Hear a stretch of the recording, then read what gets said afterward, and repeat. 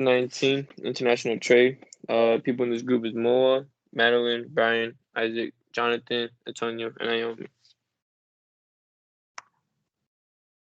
So here's just a little overview of the chapter sections that we're going to cover. 19.1 is absolute and comparative advantage. 19.2 is what happens when a country has absolute and advantage in all goods. 19.3 is intra-industry trade between similar economies. And 19.4 is the benefits of reducing barriers to international trade. So what is international trade? According to the Sheriff University of Technology Graduate School of Management and Economics, international trade is defined as the exchange of goods and services across international borders or territories. And this is all the result of globalization, which is a concept that basically means the connection, interaction, and interdependency of different markets across different countries of the world. Defined by the International Monetary Fund, globalization means the increasing integration of economies around the world, particularly through the movement of goods, services, and capital across borders. However, this can also mean the spread of ideas, which is also hard to measure. So a brief history of globalization. It first began for the US in the 19th century. The textbook notes that Paul Krugman of Princeton University attributes this to technological developments such as the Suez Canal and the Union Pacific Railroad construction in 1869, as well as the first submarine telegraph cable in 1858. So this way, basically, goods and ideas could be transported across the US and abroad, across different borders easily and efficiently. And also these countries now had instantaneous communication because of the telegraph. It actually paused during World War I, the Great Depression, and World War II because it damaged economic relations for the US and stopped the flow of goods and capital. And it actually took up until the 1980s for the US to grow to be a relevant size again in the world economy. But today, the US is an essential part of the global market. According to the Office of the United States Trade Representative, today Americans generate and earn more than 20% of the world's total income, and America is the world's largest national economy and leading global trader.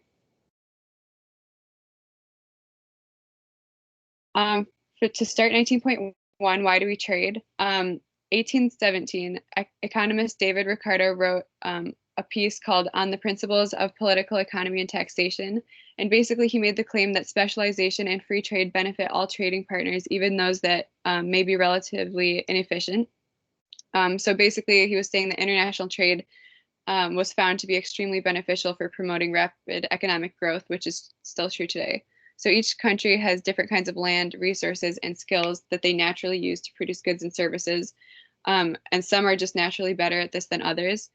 Every country does not have the access or the ability to produce everything that they need. So if each country specializes in the products that they can produce easily and efficiently naturally, then they can trade with the other countries to make to kind of gain what the other countries specialize in the different products that they produce. So trade benefits both sides because of opportunity cost, and gain from trade is defined as a country that can consume when a country can consume more than it can produce as a result of specialization in trade. So here we have a chart comparing absolute and comparative advantage and just some of the bullet points of each. Absolute advantage refers to when a country produces a good using fewer resources than another country would to produce that same good. Geography is destiny kind of refers to that some countries are naturally better at producing goods than others, such as the US and wheat with their farmland and Zambia with copper mines. And comparative advantage means that a country has comparative advantage when it can produce goods at a lower cost in terms of other goods. So they always ask the question, what do we give up to produce this good? Such as Zambia focusing its resources on copper and trading for wheat, and the US focusing on wheat and trading for copper.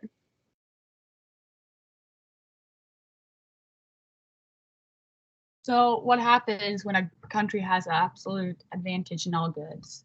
This is typical for high-income countries that often have well-educated workers. The technology is advanced and it's up-to-date production processes.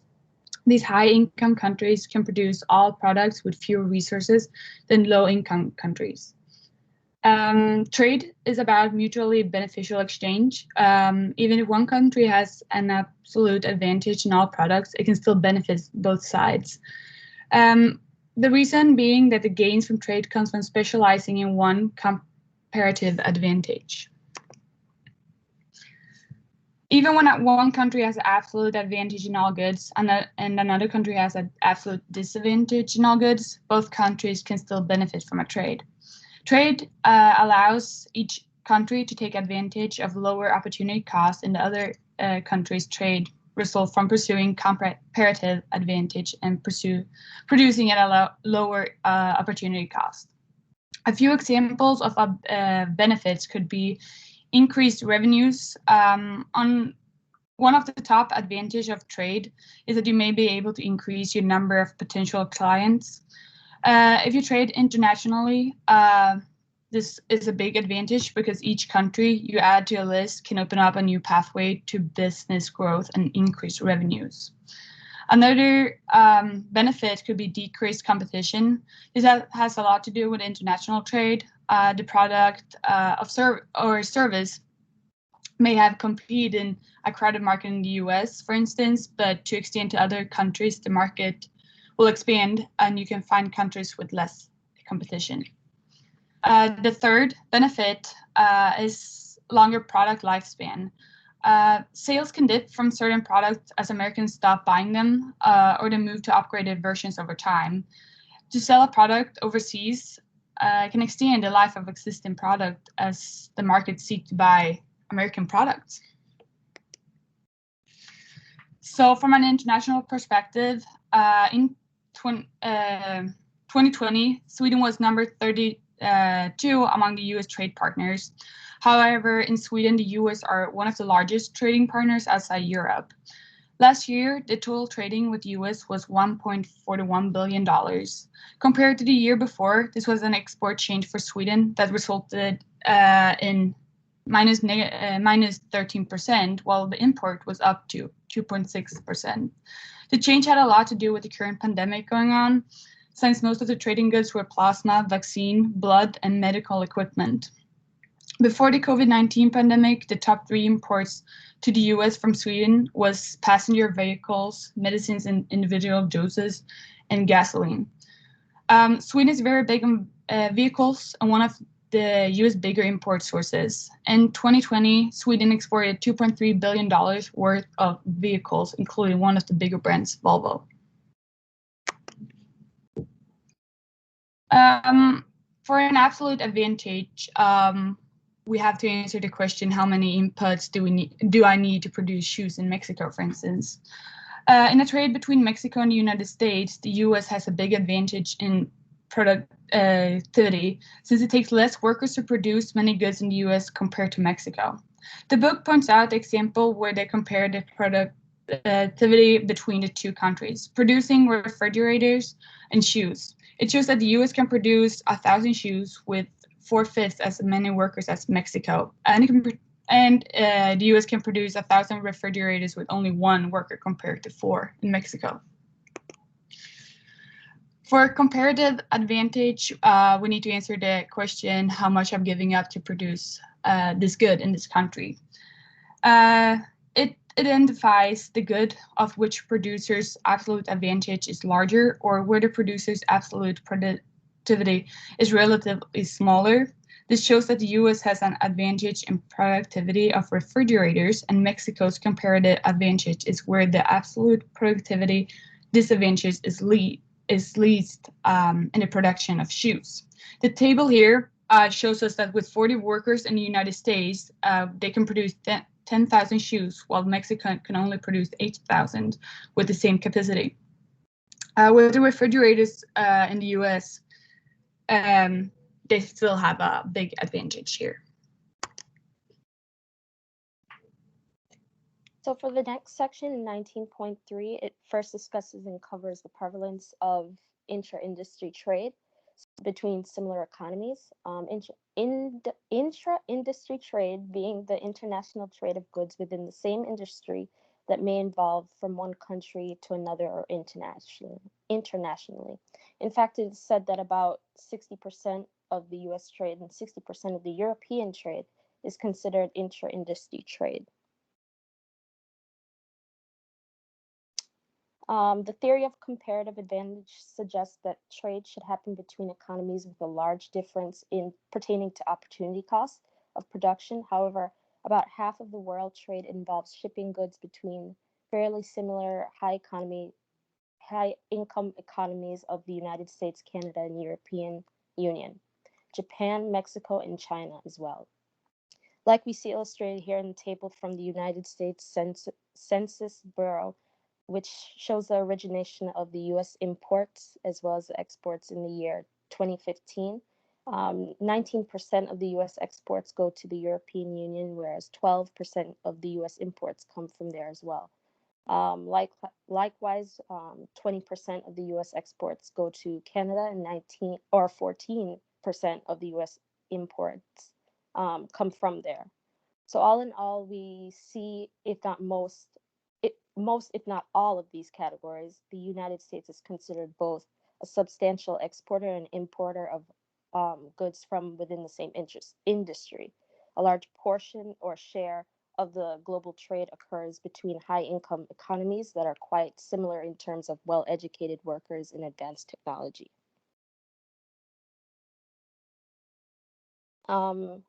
Here in the right-hand corner, we see a chart provided by the Bureau of Economic Analysis in the year 2014, showcasing some of the intra-industry U.S. exports and imports. For example, the United States exported $146 billion worth of autos and imported $327 billion worth of autos, and so forth. Likewise, for food and beverages, 144 billion in terms of exports and 126 in imports. This section of the chapter also emphasizes the notion that within the intra-industry trade, the level of worker productivity is not only determined by climate, geography, and general level of education or skill, but rather a firm's engagement in specific learning about specialization of products, as well as taking advantage of the economies of scale. In recent years, we saw a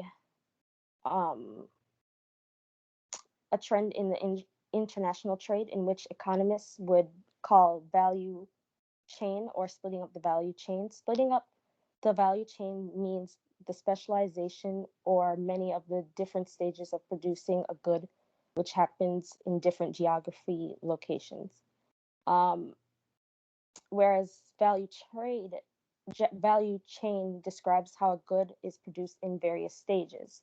This brings us to the production of the iPhone, which incorporates the designing and engineering of the phone in the United States, supplying parts from Korea, assembling parts in China, and advertising and marketing within the United States. This highlights the fact that international trade often does not involve nations trading whole finished products, but rather more specialized goods. Rather, based on the note at the top, we are reminded that this is in large part due to the improvements in technology, sharing of information, as well as transportation. A large portion of this section also relates back to the economies of scale. And if we remember, economies of scale means that when the average cost of producing each individual unit declines as the total input increases accordingly. We see that this illustration that the production plant S has an average cost of the production, which is 30 per product, and that the production plant has an average cost of production of $20 per product. Production plant L and V both have an average cost of production of only $10 per product. Thus, this gives us the production plant can produce a given product more cheaply than plant S due to the economies of scale. In fact, plants L and V can produce more cheaply than S or M due to to the economies of scale. However, an important thing to note is that the economies of scale would therefore end at an input of 150. Plant V, although larger, cannot produce more cheaply than on average than say plant L. Now this leads us to question, why do similar economies engage in intra-industry trade? Or in other words, what can be the economic benefit of such? There are two reasons: the division of labor, which leads to learning, innovation, and unique skills, and two, the economies of scale. The concept of economies of scale becomes especially relevant when it comes to international trade, where it would enable one or two large producers to supply an entire country. The textbook highlights an example where a large automobile factory would, in a case, supply all car consumers purchased in a small economy like the United States or Belgium within a given year. However, it is said that if a country has only one or two factories producing cars and no international trade, the consumers in that country would have relatively little choice in regards to the type of cars. Therefore, little to no competition will exist further for different car manufacturers. Hence, the international trade seeks to provide a way to provide lower average production costs that stem from the economies of scale and still have competition for and variety for its consumers.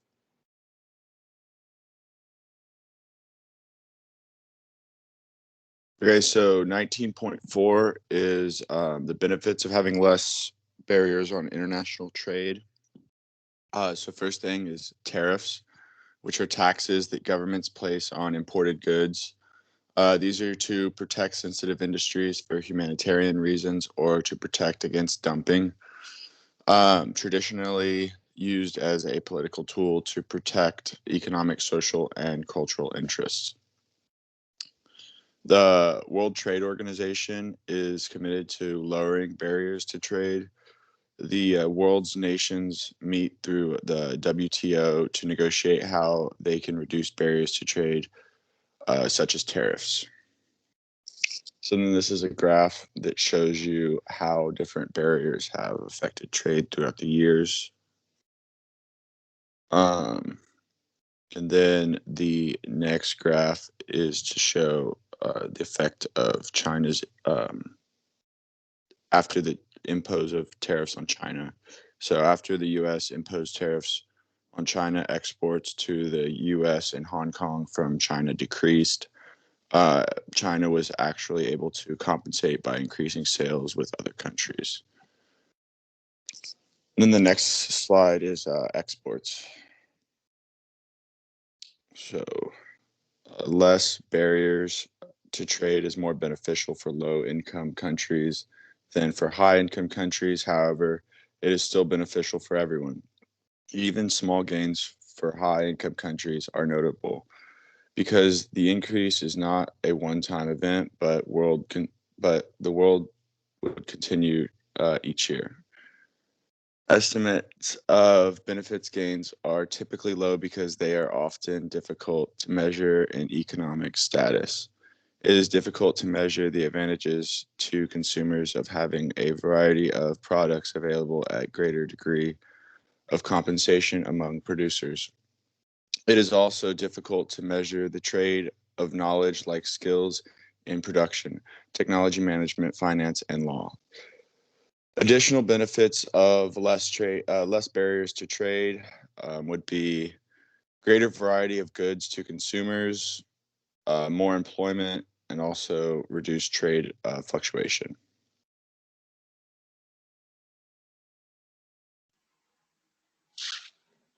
And just to give a summary of the chapters we went over, 19.1, a country is considered to have an absolute advantage for products where it has a productivity edge over other countries. Thus, it takes fewer resources to produce a product. A country would have a comparative advantage when it can produce at a better, lower cost. Countries that specialize based on comparative advantage would therefore gain from trade. Even if a country has high levels of productivity in all goods, it can still benefit from trade. By specializing in a good that gives up the least to produce, a country can produce more and offer that additional output for sale. If other countries specialize in the area of their comparative advantage as well in trade, the highly productive country is able to benefit from a lower opportunity cost of production in other countries. A large share of global trade happens between high income economies with both well educated workers and advanced technology. Intra-industry trade occurs in countries where import and export of the same products at the same time. Economies with similar income levels, the gains from trade come from specialized learning, in very particular tasks and from economies of scale. Splitting up the value chain means that several stages of producing a good take place in different countries around the world. Tariffs are placed on imported goods as a way of protecting sensitive industries for humanitarian reasons and for the protection against dumping. Traditionally, tariffs were used as a political tool to protect certain vested economic, social, and cultural interests. The WTO continues to be a way for nations to meet and negotiate in order to reduce barriers of trade. The gains of international trade are very large and beneficial to all, especially similar countries. Articles relating to Chapter 19. We found several recent articles relating to international trade in today's world. In slides 7 through 12, we talked about absolute and comparative advantage and how it affects what different countries produce and buy from each other. Article 1 talks about trade between China and the US and how their advantages affect how they trade with each other. Slide 7 talks about international trade during the COVID-19 pandemic. Article 6 explains how COVID has impacted the global market in this way. In slide 8, we talked about what it looks like to have an absolute advantage. Articles 2 and 3 talk specifically about China's absolute advantage today, as well as how high-income countries with lots of absolute advantages like the United States still benefit from international trade, respectively. Slides 15 through 17 talked about value chains and how the parts that may make up many products are created in all different areas of the world that specialize in them due to the economies of scale. Article 5 dives into the example of supply chains behind Apple's iPhone today. And in chapter 18 through 21, we talked about barriers to trade. Article 4 dives into the US-China trade war and what role tariffs have played in these interactions. Slide 20 and 21 show some of the statistics from Article 4. Chapter 19 project. True or false? Trade benefits only large countries. False. Traditionally, tariffs were used simply as a political tool to protect certain vested economic, social, and cultural interests. True. Perhaps the most important unmeasured factor is that trade between countries, especially when firms are splitting up the value chain of production, often involve a transfer of knowledge. True. This chart is showing the combination of food and clothing for the green triangle. The slope is -1/2. So to produce one unit of clothing will cost you 2 units of food. And the next chart we're going to show you is for the pink heart, and to produce one item of clothing will cost you 3 units of food.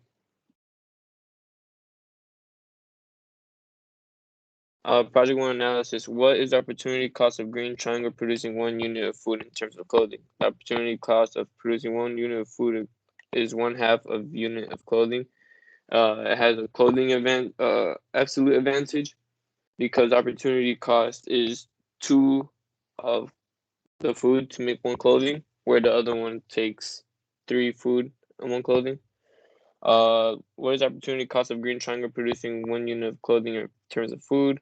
The opportunity cost of producing 1 unit of clothing is 2 units of food. What is opportunity cost of pink heart producing 1 unit of food in terms of clothing? The opportunity cost of pink heart producing 1 unit of food is clothing is 3/1. The opportunity cost of pink heart producing a unit of clothing in terms of food The opportunity cost of pink card producing 1 unit of food is close to food is 1/3. Explain why the green triangle has an absolute and comparative advantage in the production of clothing. The green triangle has an absolute advantage in clothing because they are more efficient at producing it naturally, and they have comparative advantage because they produce clothing at a lower opportunity cost than pink heart. Explain why pink heart has an absolute advantage and comparative advantage in production of food. The pink heart has an absolute advantage in food because they are more efficient at producing it naturally, and they have comparative advantage because they produce at a lower opportunity cost than the green triangle.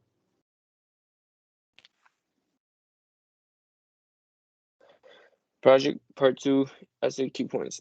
Analyze the agreement between both relief agencies. Basically, according to the problem, the agreement that these two companies had was to operate like countries engaged in international trade. Instead of both companies independently producing products, producing both clothing and food for the disaster relief, they each decide to specialize and focus their resources on one. This way, they could trade with one another to obtain either food or clothing in order to distribute them to the communities in need. Which relief agency should provide food and or which for clothing? Why? The green triangle should produce clothing because it has an absolute and comparative advantage in clothing production, and the pink heart should produce food because it has an absolute comparative advantage in production. Explain from an economic perspective and how society benefits from agencies' agreement to specialize in trade.